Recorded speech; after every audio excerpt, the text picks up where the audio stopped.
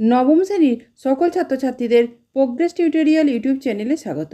আশা করছি তোমরা সকলেই ভালো আছো এবং মনোযোগ সহকারে পড়াশোনা করছো। আজকে আমাদের আলোচনার বিষয় হলো নবম শ্রেণীর ভূগোলের আবহবিকার অধ্যায়ের সংক্ষিপ্ত প্রশ্ন উত্তর। এই প্রশ্নোত্তরগুলি তোমাদের দ্বিতীয় পর্যায়ক্রমিক মূল্যায়নের জন্য খুবই গুরুত্বপূর্ণ, তাই তোমরা ভিডিওটি প্রথম থেকে শেষ পর্যন্ত অবশ্যই দেখো আর তোমাদের বন্ধুদের মধ্যে ভিডিওটি শেয়ার করে দিও যাতে তারাও জানতে পারে। প্রোগ্রেস টিউটোরিয়াল এমন একটি চ্যানেল যেখানে নবম দশম শ্রেণীর প্রথম, দ্বিতীয় ও তৃতীয় পর্যায়ক্রমিক মূল্যায়নের কোশ্চেন প্যাটার্ন অনুযায়ী বিভিন্ন ধরনের প্রশ্নোত্তর আলোচনা করা হয়ে থাকে। চলো আজকের ভিডিওটি শুরু করা যাক। প্রথম প্রশ্নটি দেখো, ক্ষুদ্রকণা বিস্ফোরণ কিভাবে ঘটে? উত্তর, মরুভূমি অঞ্চলে উষ্ণতার প্রবল তারতম্যের ফলে বিষম গুণসম্পন্ন শিলা গঠনকারী বিভিন্ন খনিজের সংযোগ সাধনকারী পদার্থের মধ্যে দিয়ে ফাটল সৃষ্টি হয়। শিলা চূর্ণ বিচূর্ণ হয়ে যাওয়াকে ক্ষুদ্রকণা বিস্ফোরণ বা প্রস্তর চূর্ণীকরণ বলে। উষ্ণতার তারতম্যের ফলে একাধিক খনিজ পদার্থ দিয়ে গঠিত বিষম গুণসম্পন্ন ও বড় দানাযুক্ত শিলায় প্রবল পীড়ন ও টানের সৃষ্টি হওয়ায় শিলা গঠনকারী খনিজগুলি মূল শিলা থেকে সশব্দে বিচ্ছিন্ন হয়ে যায়। মনে হয় যেন বন্দুক থেকে গুলি ছোড়া হচ্ছে। দুয়ের দাগে দেখো, শিলার স্বল্পমোচন কিভাবে হয়?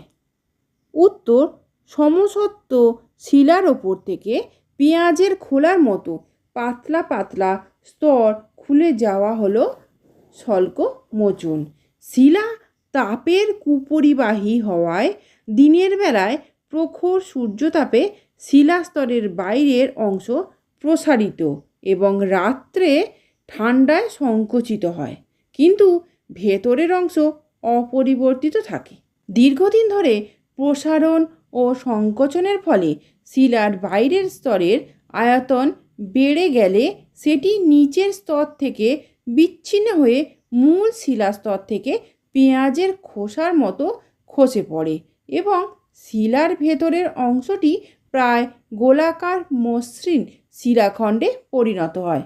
তিনের দাগের প্রশ্নটি দেখো, আবহবিকারের অপর নাম বিচূর্ণীভবন কেন?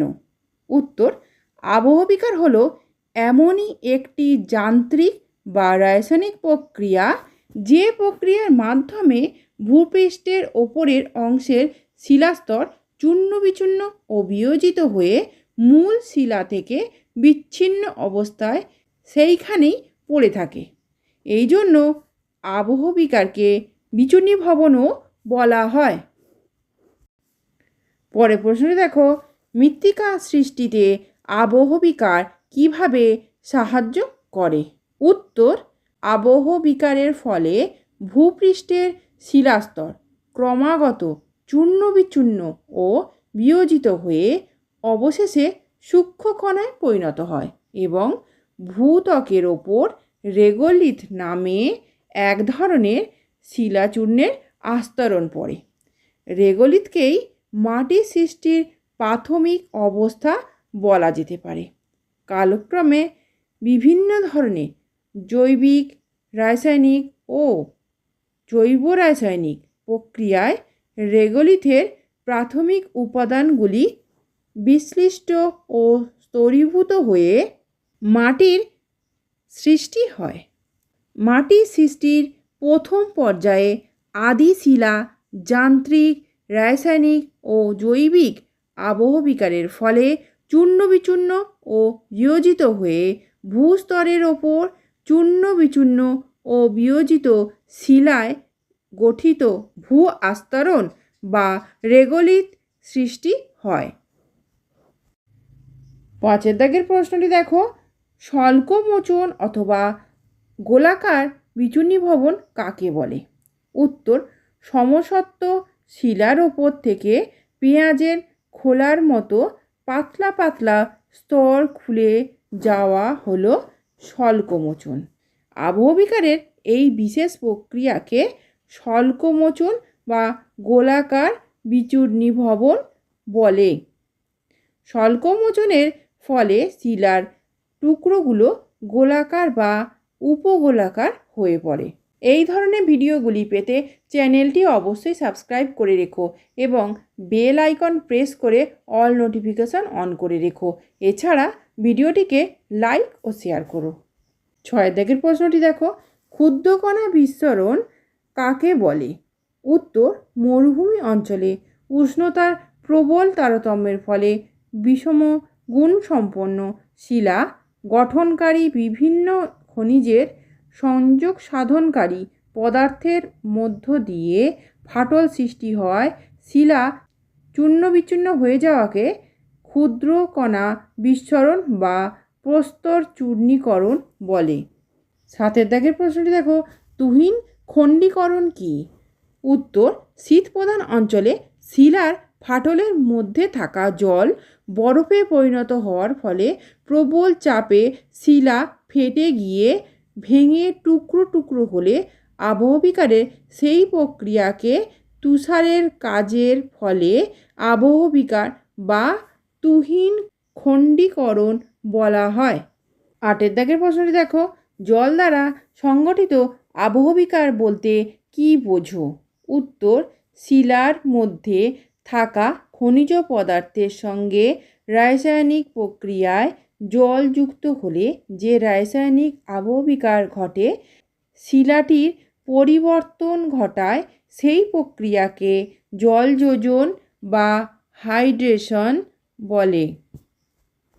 এছাড়া শিলা গঠনকারী খনিজ পদার্থ ও জলের অণুর বিক্রিয়া ও বিয়োজনকে হাইড্রোলাইসিস বা আর্দ্র বিশ্লেষণ বলে, যা জল দ্বারা সংগঠিত রাসায়নিক আবহবিকার।